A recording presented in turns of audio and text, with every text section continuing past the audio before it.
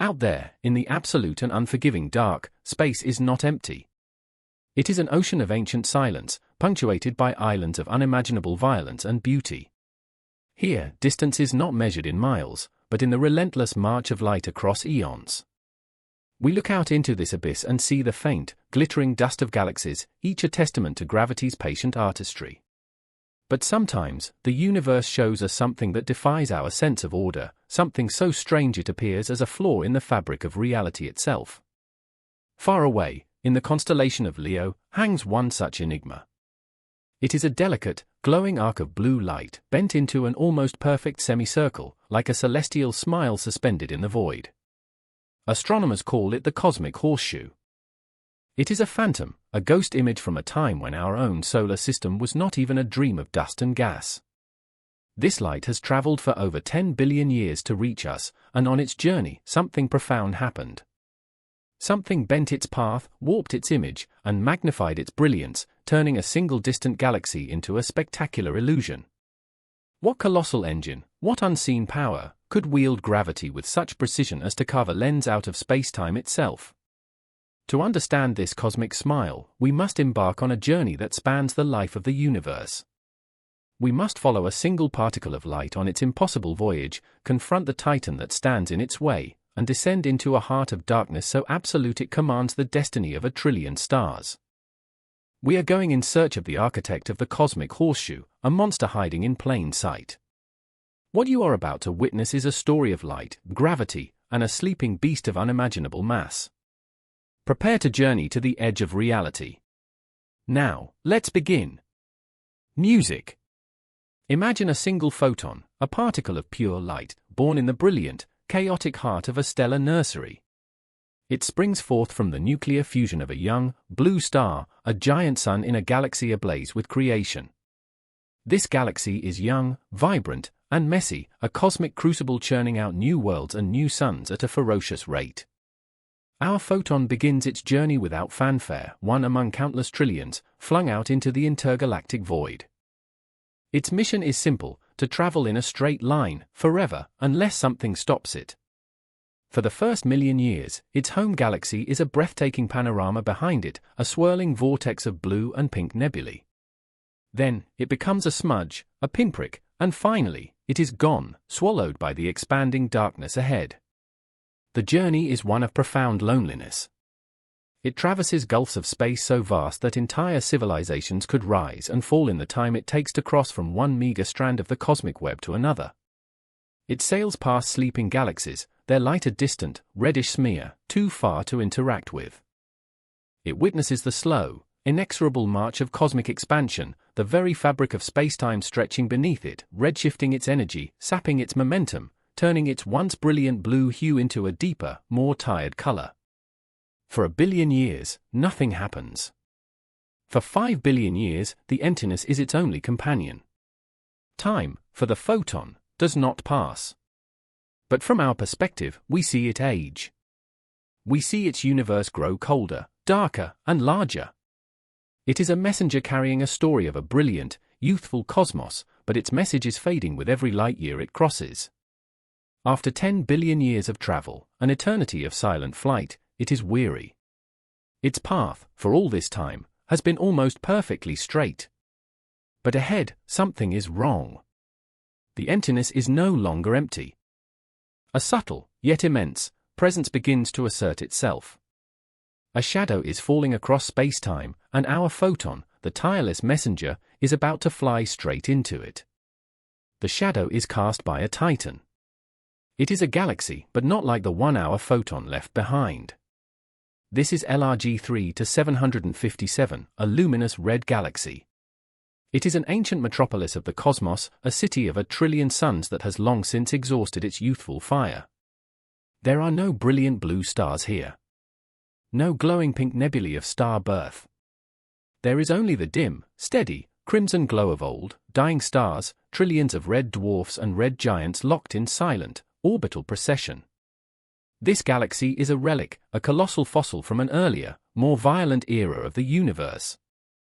It is gravitationally dominant, a beast of such staggering mass that it has cleared its entire cosmic neighborhood of rivals, consuming dozens of smaller galaxies over billions of years, adding their stars and their dark matter to its own bloated halo. It does not rage, it slumbers. It is a quiet, contemplative giant, its energy spent, its story largely written. But its silence is deceptive.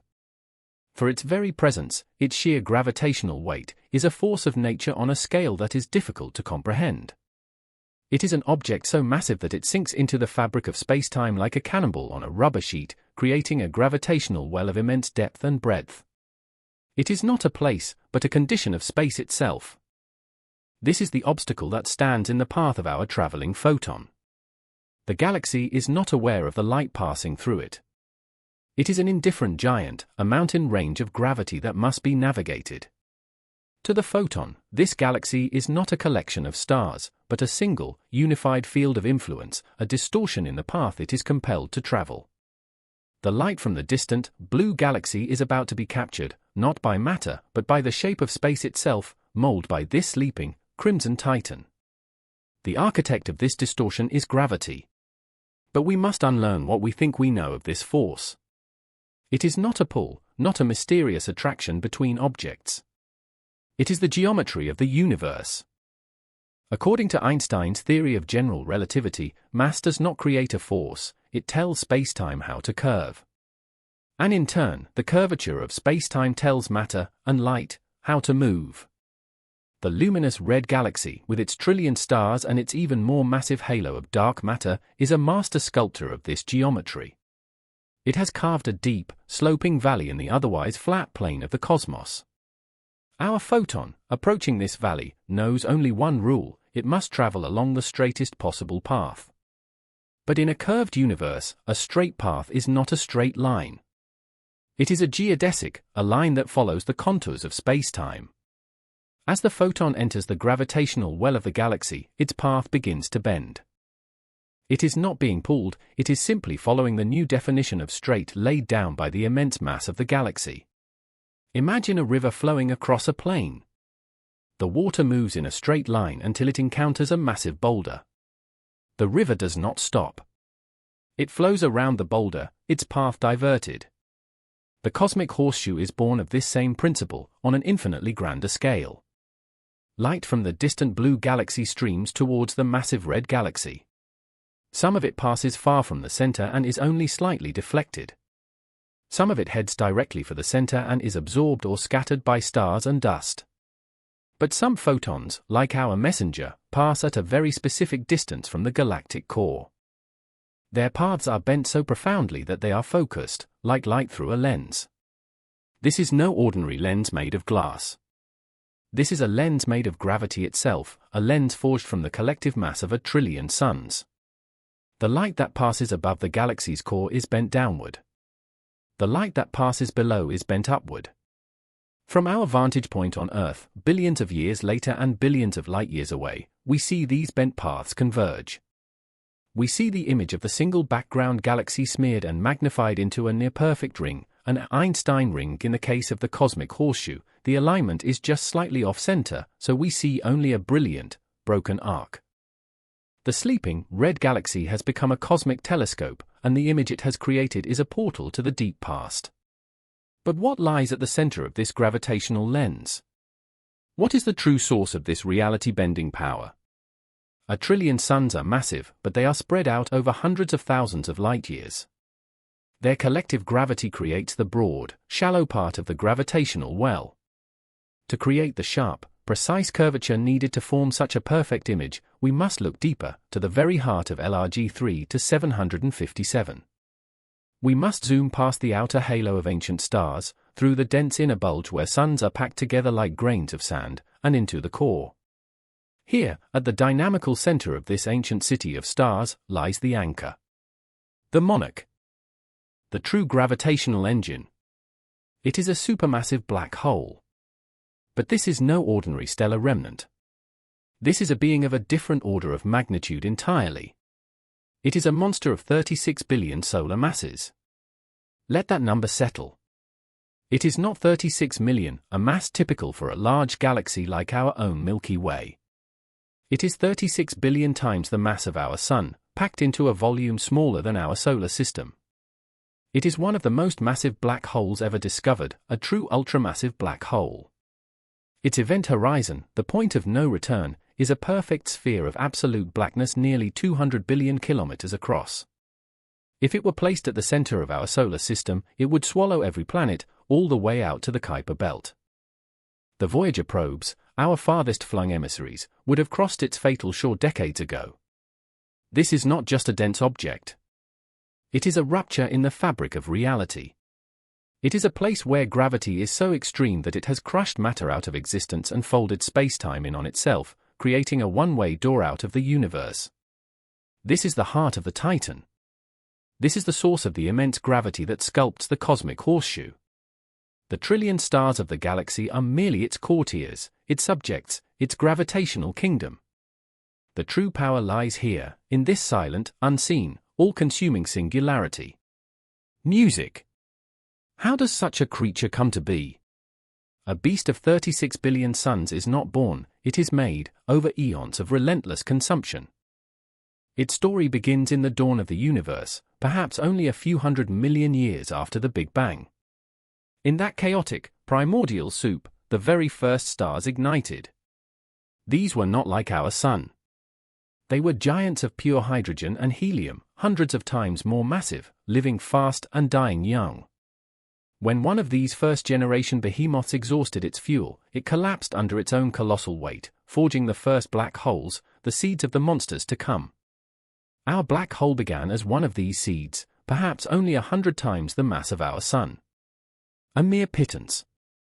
But it was born in a dense, gas-rich protogalaxy, a place of abundant food. And so, it began to feed. It drank the primordial hydrogen gas that swirled around it, its accretion disk glowing with the fury of a quasar, a beacon of light so bright it could outshine its entire host galaxy.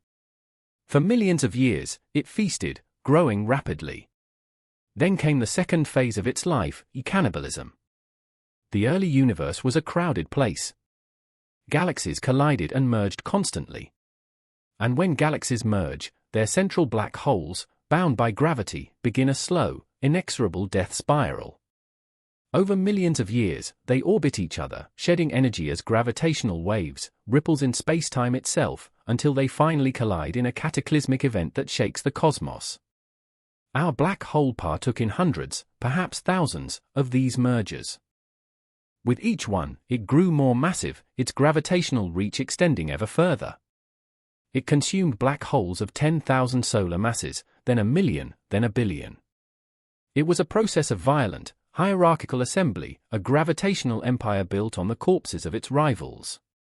Over 13 billion years, it patiently accumulated its mass, star by star, cloud by cloud, black hole by black hole, until it became the ultramassive object we see today, the silent, sleeping king at the heart of a vast and ancient galaxy. Even in its slumber, the monster betrays its presence. The space immediately surrounding the event horizon is the most extreme environment in the universe. While LRG 3-757 is an old galaxy, largely devoid of free gas, it is not entirely empty. A stray star, wandering too close on its billion-year orbit, can be torn apart by the black hole's tidal forces, its matter shredded into a stream of superheated plasma. A lone cloud of interstellar gas, disturbed from its quiet existence, can begin the long, slow fall into the abyss. This captured material does not fall straight in. Instead, it is pulled into a flattened, rotating structure known as an accretion disk. Here, matter orbits the black hole at nearly the speed of light. The friction and shear forces within this disk are so immense that the gas is heated to millions of degrees, hotter than the core of any star. It begins to glow, not with the gentle light of fusion, but with the high-energy scream of X-rays and gamma rays. This is the final, incandescent cry of matter before it is annihilated. The light from this disk is the last signal sent out from the edge of oblivion, a final testament to the existence of whatever fell in. The black hole at the center of the cosmic horseshoe is not currently a quasar, it is not feeding voraciously.